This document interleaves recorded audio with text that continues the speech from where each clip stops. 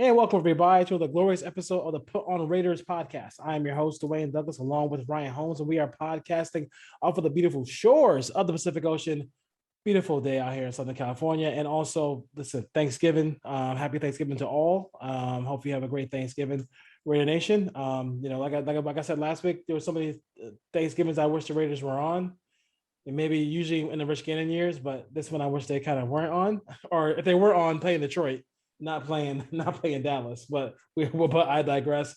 Our TPW podcast is my Twitter handle, and RHOLM22 is Ryan's. We have a lot of podcasts. Put on Raiders podcast, the Put on Waivers podcast, where we talk about MLB and NBA, and then we have the fan podcast, the Fan Raider podcast, the Cover 3D Raider podcast. So you can check that out. Also, a title to be named later, but we do have a financial podcast coming up. So what that one will be, helping people, if you have questions about home ownership, you have questions about like finances, getting that credit score up, we have that as well too. That will be hosted by Leanne Douglas, not Dwayne Douglas. And as you can tell by the last name that she's related to me. So she's excited about that. So that's coming out soon as well. So get your finances in order after you spend all your money on these Christmas gifts going out. Thank you for listening to the show in Des Moines, Iowa, Miami, Florida, Baltimore, Brooklyn, New York, and San Diego, California. 858-299-5592 is your text line. We have to do our Ryan's review and David and Dwayne's dilemma here. Going back to the Bengal game, and I think we've done a lot on the Bengal game on Twitter already, but as you review it, before we go to Dallas, because a quick turnaround for the Raiders here. What are your final kind of thoughts in review as we try to get the Bengals out of the rearview mirror? Yeah, I think we've touched a lot on the Bengals with the quick reaction show, and then I had a lot of breakdowns on Twitter this week. A lot of conversations back and forth with fans. I had a lot of questions about the game, and to me it just goes back to the offense. Just isn't clicking. There's no continuity as far as picking up third downs is the main thing. I think they're focusing way too much on trying to get into third and manageable, and then not being able to pick it up versus rather attacking, going down the field, maybe more play action. They basically eliminated the shifts, the motions, and the play action in the last couple of weeks, which makes it hard on anybody. The quarterback, especially because it's harder to read the defenses and get a feel. It's harder for the defense to make mistakes when they're not having to make decisions and communicate on the fly.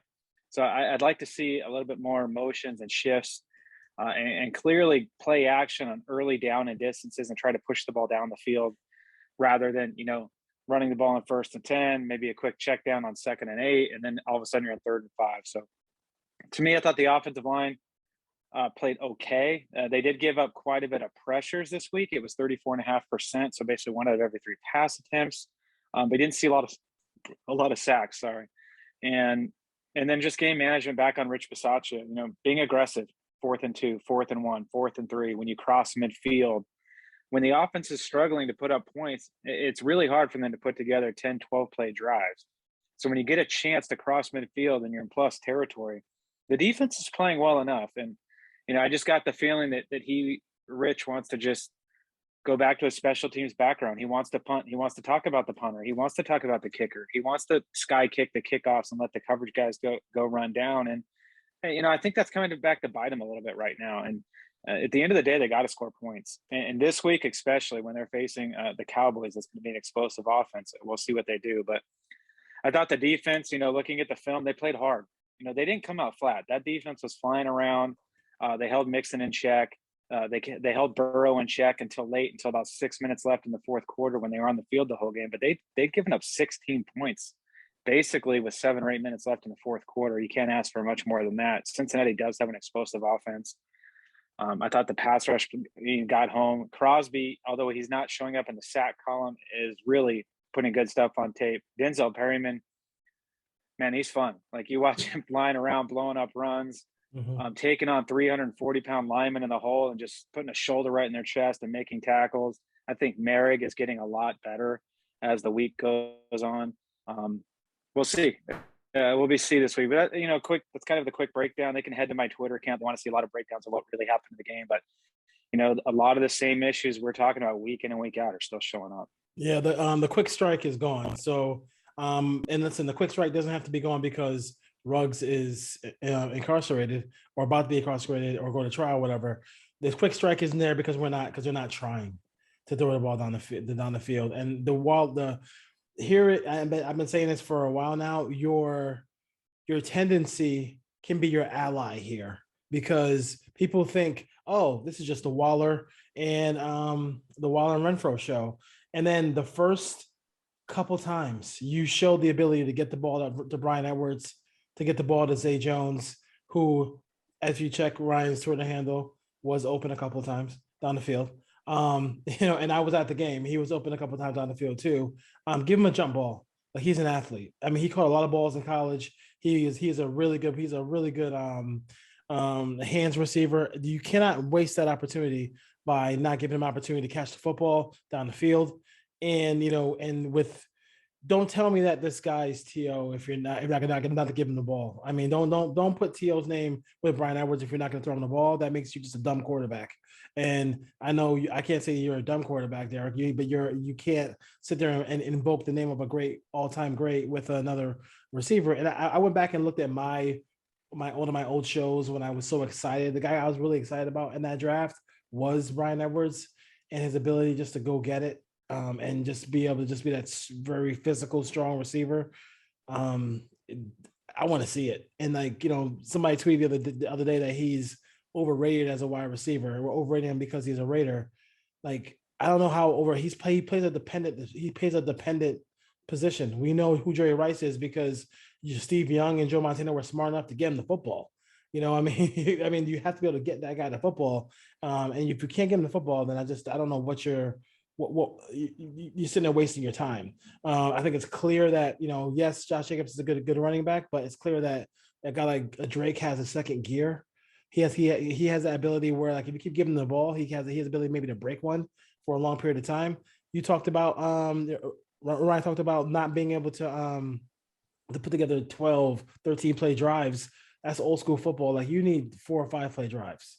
You need yards in chunks. The Raiders do lead the league in 20-yard completions, but I mean, they have some big plays down the field that they're not getting, and I think it's a microcosm of what this quarterback has not been able to do.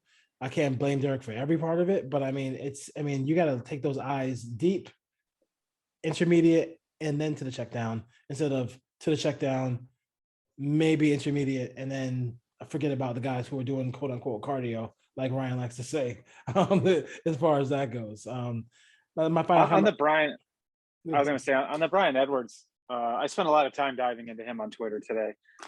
And Brian Edwards, as far as creating separation, is at the bottom of the league. I think the worst guy in the league is Devontae Parker. It's 1.8 yards per separation on target. So that's when the ball's getting thrown to him, not when it's not getting thrown to him. Brian Edwards is at 1.9.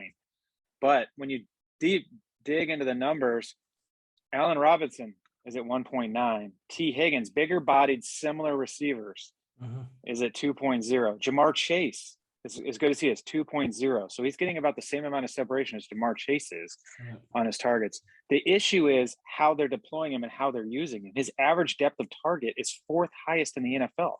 They're running Brian Edwards down the field and trying to get him the ball vertically when he's not getting a ton of separation because he can't run away from defensive backs.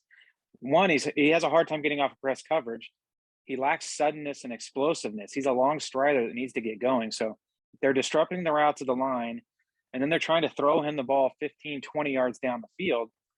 Henry Ruggs' average depth of target is 15.8. Brian Edwards is 15.6. These are completely different receivers as far as their skill set. And if you look at how those other teams, Allen Robinson, 6'2", 220 pounds, pretty similar to Brian Edwards. His average target is like 11.4 yards or 11.7. I don't remember the number I put out. T. Higgins, 11.1. Jamar Chase is at like 14.2. He's a little bit more explosive down the field, but most guys that size are running in the 10 to 12 yards a target. Brian Edwards is at 15.6. So the routes they're having him running, we've talked about it. For the people that listen to our show, I've been harping on this all season. Like the routes they have those outside guys run do not complement their skill sets at all. So they need to work him more on slants, underneath stuff, get the ball in his hands, let his physicality take over, give him some 50-50 balls if you're going to run him down the field. But for all the people that are attacking some of the stuff I put on Twitter today saying Bryan Edwards sucks, Bryan Edwards doesn't suck. They're just not using him right. Bryan Edwards didn't run the 40 at the combine, or a pro did, because of foot injury. But just based on tape and some of the quick research I did this afternoon, based on some junior stuff that he did in college, he's somewhere in the 4.52 to 4.55, 4.56 range. So, low to mid 4.5s. This guy's not a burner. Although he did have a max speed this year in the Denver game of 21.15 miles per hour. He's got to get going. Mm-hmm. So for the Raiders to do a lot of the start and stop stuff, the double moves, trying to get off press, get down the field, that's not going to work. He needs to have a little bit of off coverage until he learns how to beat press, get him in stack alignments, get him in those. Where'd the bunch formations go? I haven't seen a lot of bunch formations on film the last couple of weeks. So this offense is basically been dumbed down. I don't know why, because these guys have been in the system and they know it. Derek Carr knows it. Like, I don't know why the motions, the shifts. In the 2 games before the bye, in the two games before the bye, they were high flying. I mean, it was at Denver, at home against the Eagles. I don't understand it. I don't know what's going on with it all. I don't know what's going on with the offense. I don't get it. I don't get it at all. Don't get it at all. But having said that the outside receivers were still running deeper routes in those games. So it's something that overall, and clearly John Gruden put this offense together with Waller and Renfro in mind. Hey, let's run the choice routes. Let's get those guys in the short to intermediate area. Let's have the outside guys run off the outside coverage, so we can slip a back out in the flat if we need to as a check down. That should have gone out the window in the bye week. They should have looked at the roster and said, look, we have Zay Jones, we have Bryan Edwards. This is what we have. Let's put in some new plays, 2, 3, 4 plays a week for these guys. I tried to go back through the Bengals game and say, okay, when were these guys the primary target in the read? Yeah. They aren't. They're not even calling plays for him. So I'm not here to bash Zay Jones or Bryan Edwards because they're just not getting the opportunity. Yeah, I'm not me either at all. I think definitely gotta give him the ball just a little bit. I don't want to spend too much time on that game because I want to get to the Cowboys. But yeah, that's it as far as that goes. We did post some questions for ourselves here. I think the first one would be how to improve the wide receiver production, and I think part of it is just kind of things we kind of hit on a lot of it, and I think a lot of it was put people in motion, use slants, use things that physical receivers like Zay Jones and like Bryan Edwards can use their skill set for. Like, those are the things that those 50-50 balls down the field, like, give them those opportunities, and then maybe you can improve that wide receiver production, because once you get, like, we know what Renfro can do, we know what Waller can do, they're going to get the football. All right. But once you get other people like that involved and, sprinkle a little, I mean, you can even throw some Drake out there at wide receiver as well. I mean, like, that's where I'm missing the, they call it like self-scouting. Like, how is the self-scouting with the Raiders? Because I feel like, here's what we're doing all the time. What are we doing that's fresh and new so we can keep people honest? I think part of it is just being able to get the ball to those receivers. And I'm not talking about on reverses like I saw on Sunday, which I almost fell out of my seat. And it's a long drop down, so I had to hold on to the sides. I don't want to see Bryan Edwards on a reverse. I don't want to see those things. I want to see him catching the ball on physical routes where he can make plays. And also, same thing with Drake. Get Drake the football in a lot of different ways. Like, what linebacker in the league can stay with Drake? And I know we're talking about wide receivers here, but Foster Moreau is one of the most. They have an opportunity to do. I'm not saying that Foster Moreau is Aaron Hernandez and Gronk, but they have an opportunity to have that kind of tight end core, because both of those guys, Waller and Moreau, Ryan, are just phenomenal at catching the football and adjusting to it. And definitely, and surprisingly, on the touchdown Moreau caught last week, they ran him on a sluggo. I don't see a lot of backup tight ends running sluggo routes. And it was a good throw from Derek. We'll give him credit there. It was a good route from Moreau, and they beat a linebacker. On your Drake comment, to me, where's this Joker package we heard about? They had this Joker package for Lynn Bowd. They had this Joker package for Kenyon Drake. I haven't seen it. And for Lynn Bowden Jr. On the slant route, it's pretty easy. Like they tag in some dragging concepts, so it's a slant, flat route, just simple stuff. Where's the double slants? Like just throw a couple plays in with some double slants to the backside of the formation with Waller and Edwards. But yeah, the tight ends, their best personnel grouping right now is clearly 12 personnel. When you can get both those guys on the field together, typically when they're doing it, they just go right to inside zone slice. So it's basically the run play they run it 70% of the time. Like everyone knows, okay, if they have a tight end, and it's usually Moreau now lined up kind of in that wing position, that he's going to come down and get the unblocked defensive end. And these linebackers, if you watch that Cincinnati tape, they're like, you know what? I know this formation, and they're attacking downhill. Like play action was there all day against the Bengals, and they just didn't really do it a lot. But they need to get Foster Moreau involved. If they're not going to throw the ball to the wide receivers outside, and they're going to continue to call the offense that they have, then Moreau needs to get involved. They tried him a little bit on that out and up on third down, I think it was 2nd and 6 when Deshaun Jackson was 1-on-1 on the outside. It clearly pass interference with the Bengals. They didn't call it, but they're trying a few plays here and there. But I still think they need to get everyone involved, and when it's not going well, go right back to Waller. Just feed Waller when you need big plays. But the pieces are there. I don't want to hear Ruggs isn't here, like they can't move the ball. That's not true. That they have pieces. That has been on. That's been on. Better. Yeah, that's been on Twitter way too much. People, you guys got to stop talking about Ruggs. I mean, this team has more than enough offensive firepower to kind of compete with anybody in the AFC right now. You got to be real as far as that goes.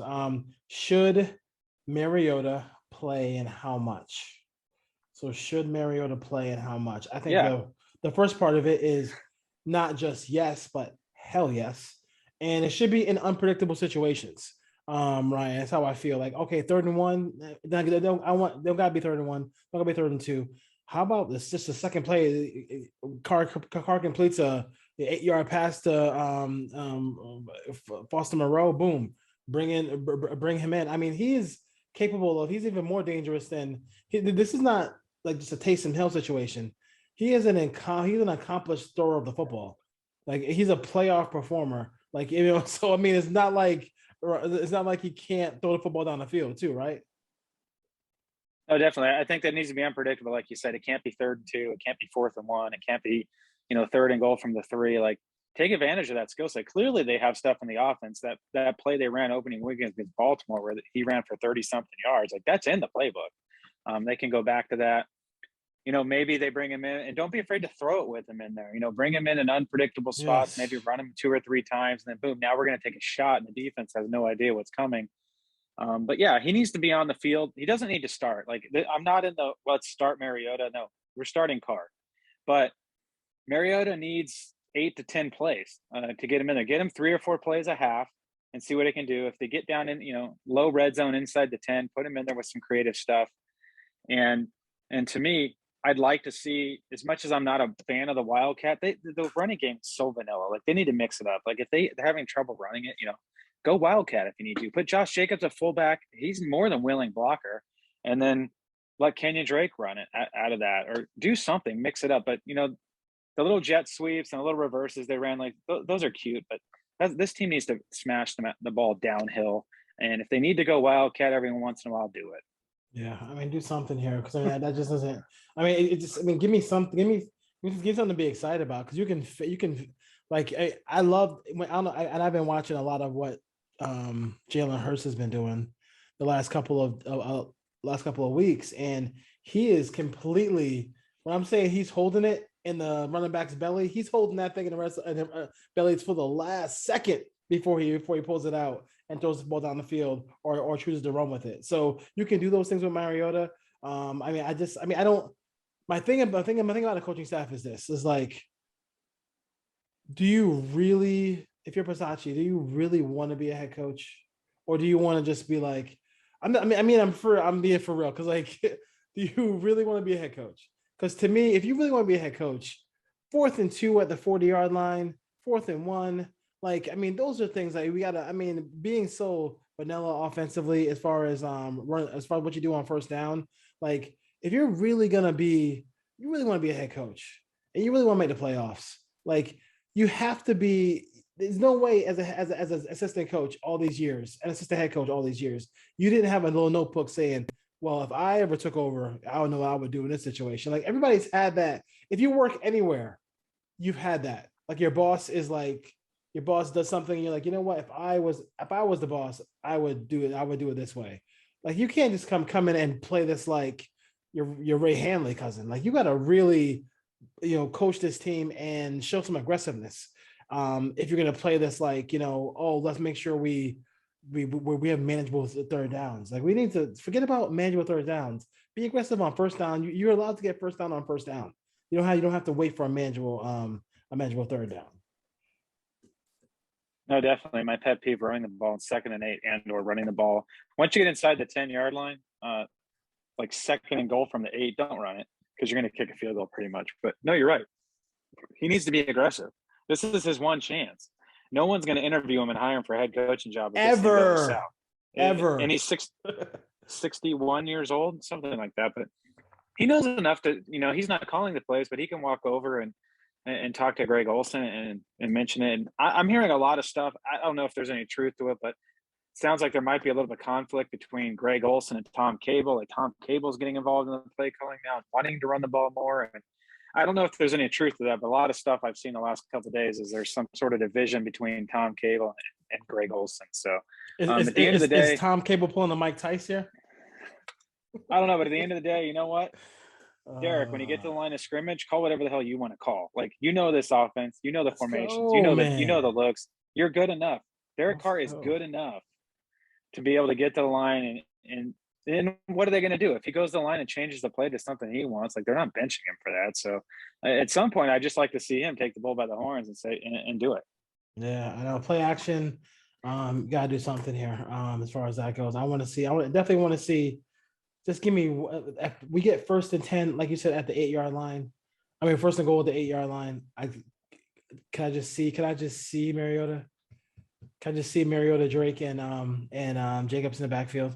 Because if you're gonna fake run it, the guy's pretty good. If the guy's not open, he's gonna throw the ball out of the end zone. Like he's not gonna, he's just give him a chance to do something. We need points. You definitely need points. You need points this week, and don't wait till you're out of the playoff hunt, Versace. Like Versace. Don't wait till you're done as far as that goes. On to the Cowboys. The Raiders. Offense versus the Cowboys defense. The Cowboys are right behind the Patriots as far as interceptions go. So it's going to be very difficult for the Raiders to get through this game without turning the ball over. I think. I mean, it's just Derek will have to be 100% on point in this situation. As far as I think they're third against the third lowest QB rating. They do give big plays while the Raiders do score. Raiders have the most 20+ yard plays in the league. The Cowboys give up a lot of big plays from 20 yards and out as far as that goes, but they are very good defensively. I mean, they're high in sacks, they're high in a lot of different areas. So the Raiders do have opportunities here to make some big plays. They're going to need some big plays because it's going to be hard to keep going. They got to score because they might, if this running game is with Pollard and with Ezekiel Elliott is powerful this weekend, they might not see the ball that much. No, I think we're going to get a heavy dose of Zeke Elliott and Tony Pollard this week. I think Amari Cooper being out, we don't know what the situation with CeeDee Lamb. And if he does play, is he going to get a full complement of snaps or is it going to be situationally? So I think, Dallas is going to gear up the running game. You're going to see a lot of stuff to the tight ends. They like Dalton Schultz over there. Is their tight end, and then they can still beat you. Michael Gallup's still a good receiver. Yes. Michael Gallup is a guy that can run and win outside. I think Casey Hayward matches up pretty well with him, so I'm not too concerned about that. But it's someone who they do need to pay attention to. But yeah, the Raiders have to stop the run this week. They got to get in the box. They got to bring their big boy pants, and they need to get some movement along that defensive front, and hopefully the linebackers make the tackles and make plays. Yeah, I mean, it's gonna be huge. It's gonna be huge for us. But nobody. I mean, who has been the receiver this year who's gotten really kind of got loose against the Raiders and kind of went nuts this week against the Raiders this year? This year, who's been the guy who's been really Tyreek went nuts, obviously.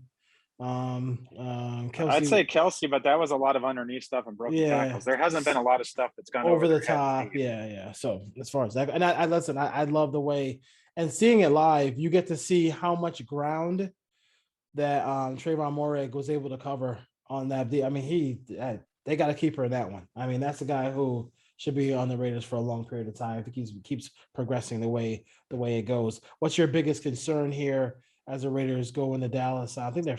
I mean, so much. I mean, like this sounds like Simpson might not go, so Eliminor, whatever his name is, might be able to come in and change and try to kind of come in and play that spot for him. What do you think about the biggest concerns you have against this Cowboy team? Well, clearly the running game of Dallas is the biggest concern for me defensively for the Raiders is being able to stop the run because they're going to turn and hand that ball off, 20, 25 times, maybe 30 times this week, maybe 20 for Elliott, 10 for Pollard. They're different kind of backs. Those guys in the passing game on screens too. But kind of the sneaky thing for me is the speed that Dallas has on defense, playing on turf. Micah Parsons, how are the Raiders going to block Micah Parsons if he's rushing the passer? Randy Gregory. I don't know if he might be out. I'm not sure. I don't know if he's still hurt, but DeMarcus Lawrence got activated. I don't know if he's going to play either. But they have some options to rush the passer there. And then clearly Trayvon Diggs. I think we're going to see a lot of Diggs matched up with Waller, which might take him out of the game here a little bit. Diggs can give up some big plays, but I don't know if Derek's really going to test him that much. So if they do decide to do that and put Diggs on Waller, the other guys are just going to have to win, or they're just going to have to get creative with their scheme. Because I don't know if the Raiders are going to be able to run the ball, for 120, 130 yards in this game. Because one, I don't think the defense, one of these weeks, this defense is going to give up some points early in the first half, and the Raiders are going to have to play catch up. And I think this might be one of those weeks. So the two biggest concerns for me is, can they stop the run, and how do they negate, one, the speed of Dallas's defense, and two, if Diggs does line up against Waller, what do the Raiders do to combat that? Yeah, for me, Schultz is just kind of scares me in this game. I think he's an underrated player. I think Gallup as well. Also scare me. And listen, my Parsons is. Dallas does you can say what you want about the Cowboys. The roster is, even with some injuries here and a COVID situation with Amari Cooper, they got some players, and they draft well. And I thought it was interesting because I think looking back at that draft, I think the Raiders and John Gruden, I think they might have done Ruggs, CeeDee Lamb in that draft. I think that might have been their thing. I think John might have said to himself, you know what, I'm gonna get my offense this draft, and he tried to go ahead and do that with Ruggs and Edwards. Who I'm not sure if they draft Edwards, if they whatever, but as far as just getting but not getting, Dallas doing a good job of taking the best player available. I mean, they didn't necessarily need they could have been Cooper and Gallup and been fine, but that guy was right there, sitting right there, and they just said, hey, we're gonna go with the best player available, and they were able to go ahead and accomplish that. So we'll see what happens as far as that goes. But that's the biggest thing for me and Pollard is the way I kind of want to see the Raiders use Drake. It's fine if you want to have a power back in Jacobs. That's fine with me. Who Jacobs the last 3 or 4 weeks really been bouncing the ball outside a lot. It's just kind of driving me crazy a little bit. But as far as what Pollard does is kind of what I want to see what Drake does, and he got some quickness to him, got some giddy up. So that's gonna be tough to see. What's tough to handle as far as that goes. But the Cowboys do have some maturity issues as well. So we'll have to see if they overcome that. If they overcome that here, they don't have the pressure of somebody chasing them in the division. The Raiders are fighting for their playoffs lives. They're not showing in the last couple of weeks, but we'll have to see about that is not like anybody. I mean, the Eagles are playing better, but I don't think the Eagles are going to catch the Cowboys in the standings. So, tough game. Tough game. The easy ones are out of the way. I mean, you had a lot of leeway. You beat the Bears, you beat the Giants. You'd have some leeway in this game, but there's no leeway here for the Raiders here as they face probably one of the better offenses and better teams in the NFL and the Dallas Cowboys. Definitely, it's interesting you brought up Pollard's name because he could have some explosive plays in this game, and it just came to my mind. The Raiders don't really have as I mentioned earlier, that Joker package. They run the same plays that Josh Jacobs that they run for Kenyon Drake. You don't see them suiting the running game to each one of their styles. You don't see them having specific plays to take advantage of each one of their skill sets. It's kind of like, this is our offense, and we're just going to call this play, and whoever the running back's in the game, that's fine. He can run the play. So Yeah. I'd like to see a little bit more creativity there. You know, that thought came to mind thinking about Tony Pollard. For the fans that are listening to this that follow me on Twitter, you know, I think Mark Davis should walk across and try to find a guy named Will McClay, potential GM candidate, number one guy for me. It's Dwayne hit. Dallas doesn't mess around in the draft. We can make as many jokes as we want about Dallas not winning playoff games and winning Super Bowls, but Dallas has had talent on their roster for years. And the fact that they hit on their top picks, and that's kind of been the Raiders' issue. So just look up and down that roster. They hit on Diggs, second round. Micah Parsons, home run, first round. Yep.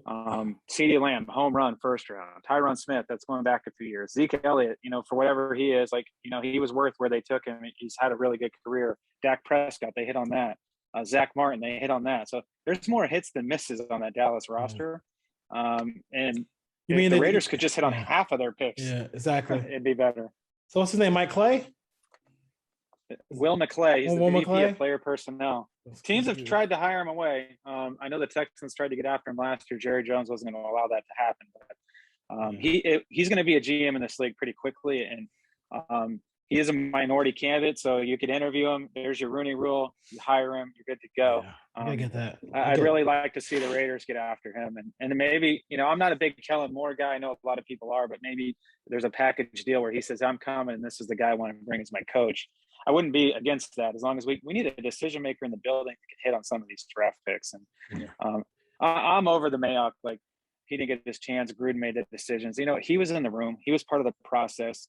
You know, he had some ability to say no and step up on some of these picks. Whether he did or not, we don't know. But at the end of the day, the results are there, and they missed on the majority of those picks. Yeah, all he had to do is say no in the room, and then just, you know, do what Brian Flores did and leak it that he didn't want to. Like, just leak it. Yeah. Just leak it. That's all you gotta do. Is I'm sure Vic and everybody else guys would love to get a leak here and there. So as far as that goes, listen, I think that guy would be a great. I mean, I just feel like it's just, you look at what they do and look at what Cleveland, as far as the roster goes, even when they're not playing great, like, they still have a winning record. They're still in the playoff contention. Like, I mean, like, could you imagine like having, like, you know, how about all these guys in the draft who were telling me Micah Parsons wasn't that good and wasn't going to fit? Like, he's not going to, not in today's NFL. Like, all right, dude. I mean, whatever you want as far as that goes. Anything else about the Cowboys and the Raiders here? Before we kind of maybe pick this game and see where our thoughts are as far as who we think we're going to win the game. Yeah, I think, you know, for me, what I'm looking for in this game is, can the offense score 20 plus points? And, you know, can they convert third downs?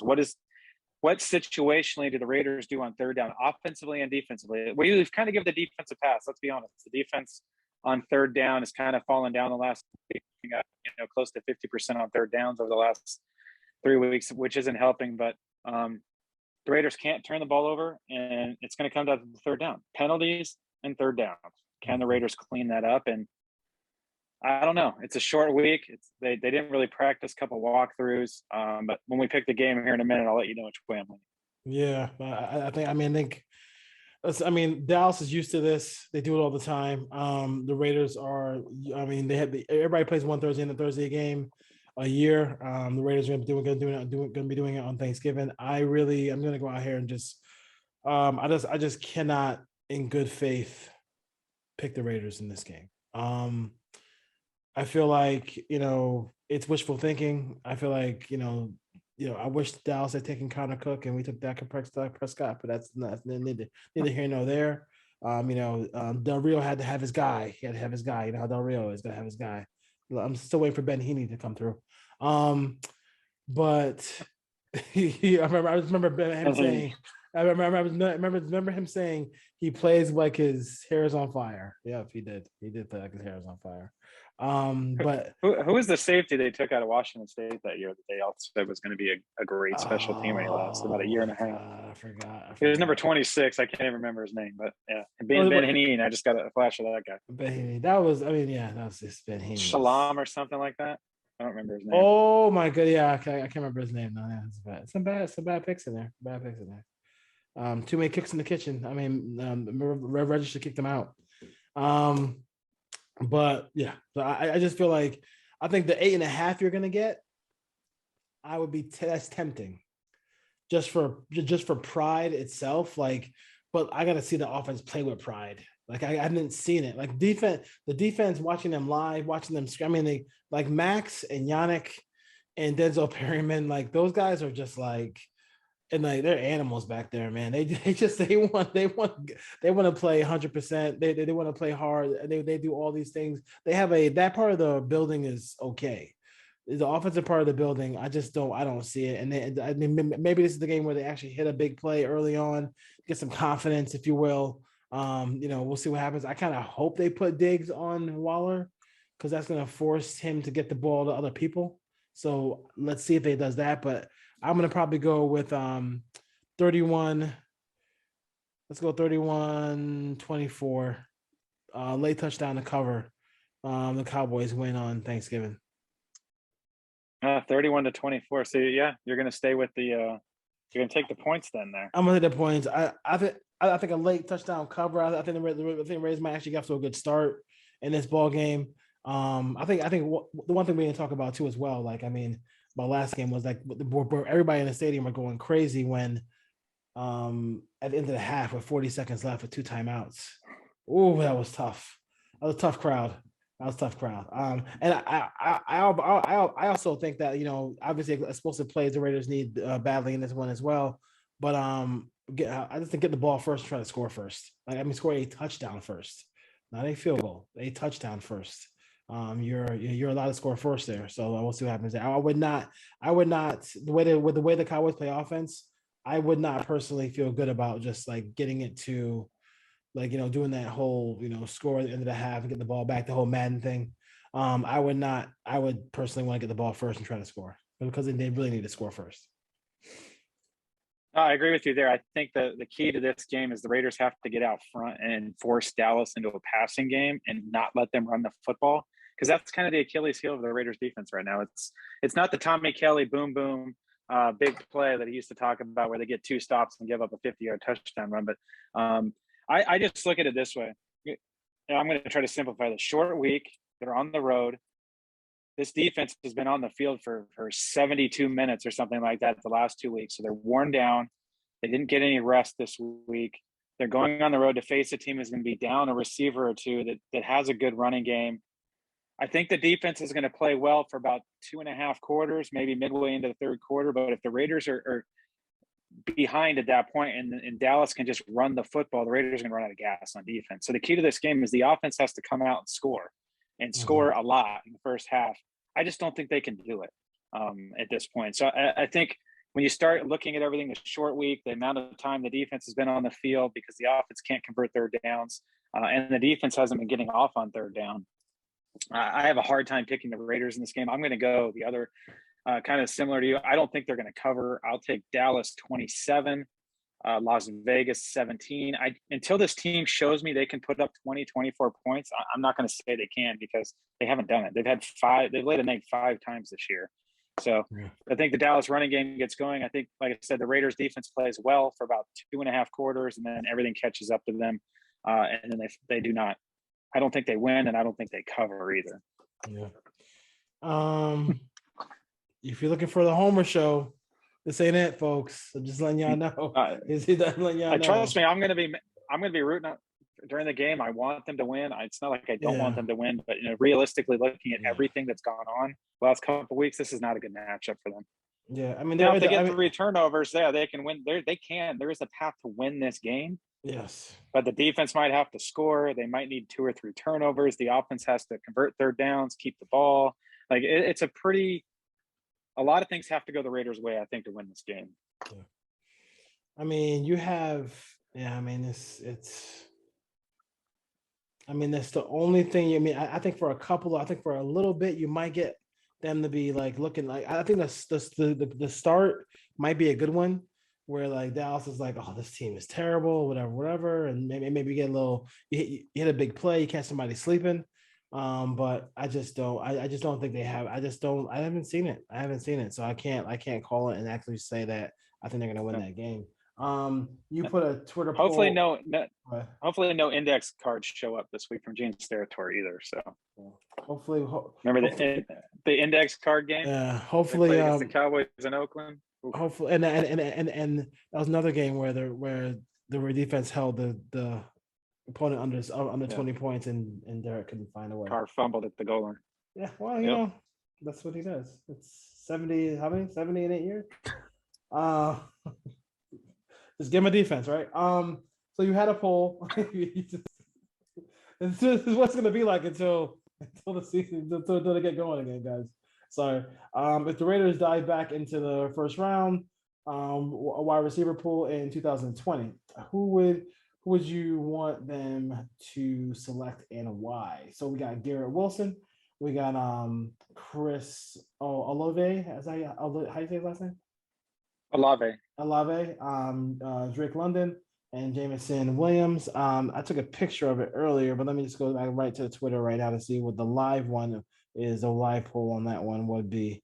I know that the kid from Ohio State. It was pretty tight when I checked it last time. Yeah, most everyone was in the 20s. So let's see it here. But it got much tighter. So it looks like Drake and the Drake and Olave are the ones who are London and Olave are the ones who are leading the pack. Oh no, actually it's Williams. It's really tight now.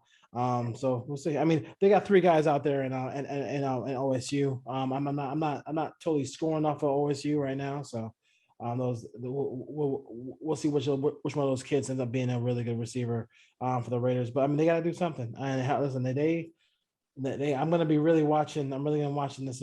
But how much money? I mean, Dallas. I mean, like, you know, it must be a lot of money. I mean, I can imagine him because he's probably waiting for the best opportunity to leave Dallas. Because I mean, you can't be sitting there want to be you want to run a team eventually. You know, in Dallas. So you know, I'm not sure if the Raiders are going to be that, but I definitely would be beeline the chart. Take some charm school classes to get that guy to come to the Raiders to start picking players. Cool. That's cool. So we're gonna be. We hope everybody have a great Thanksgiving. We're gonna pick some games and get you guys going. First, you want to go? You want to go first? I feel like I don't want to. I feel like I always steal some of your picks every week. Yeah, we'll pick the 3 Thanksgiving games, and I'll throw a couple more in I like. I don't feel great about these Thanksgiving games, but first I had Chicago versus Detroit. I can't pick the Fighting Dan Campbells. I learned my lesson. I'll take the Bears -3. So I think the Bears win this game. I believe Andy Dalton's starting. This might be Matt Nagy's last game from the reports, but I can't pick the Lions. I just won't do it this year after what they did to me earlier this year. I like Dallas minus. I have 7.5, so I think, you know, Dallas wins the game and then they cover. And then I'll take New Orleans in the night game. That game is Buffalo at New Orleans. I think Buffalo is a 6-point favorite. So you get New Orleans as a 6-point home dog. I kind of like that. We'll see how they play. I don't love the quarterback down in New Orleans, but you give me Sean Payton at home on Thanksgiving with a pretty good defense. I'll take that. And a couple other games that stand out to me. You know, this is the first week. I was telling Dwayne earlier, like, I just went to what's the weather in these NFL cities? Is weather going to be a factor anywhere? Yeah. I like Green Bay. The Rams are going to Green Bay. Green Bay is only a 1-point home favorite, so -1. It'll be 37 degrees with a 16-mile-an-hour winds.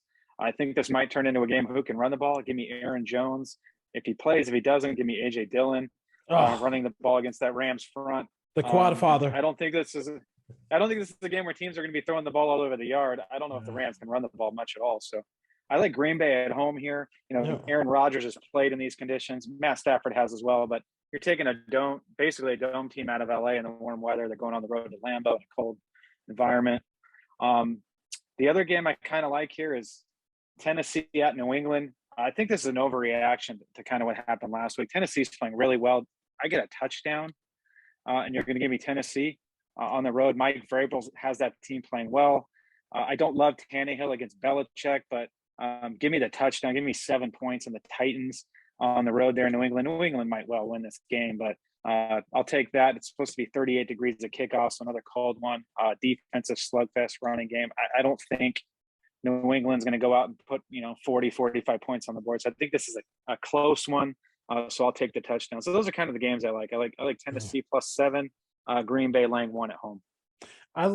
So you mentioned that the Tennessee game. I like Vrabel versus Belly.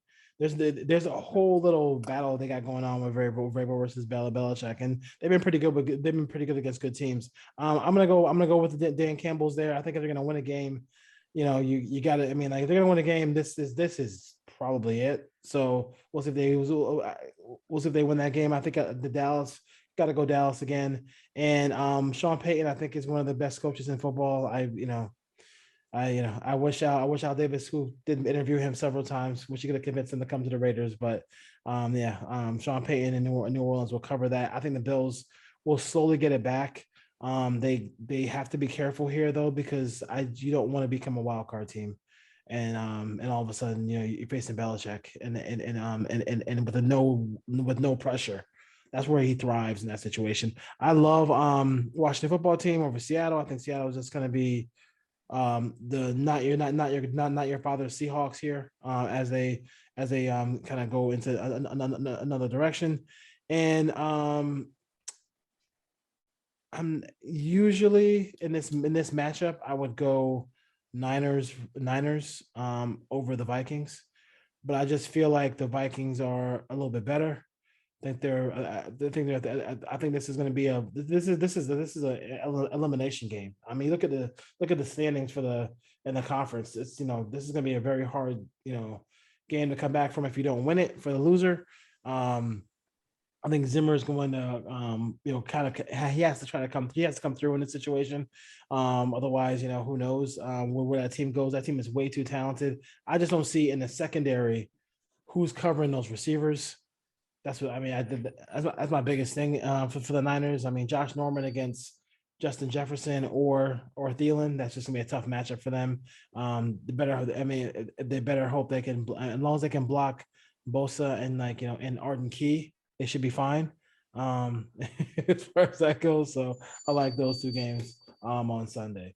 That's it. Have a good Thanksgiving. I don't know if you have anything else to go, but I would add in that Cleveland-Detroit game, it's comedy hour to watch the decision making between what might be Matt Nagy's last game against Dan Campbell and Andy Dalton against Jared Goff.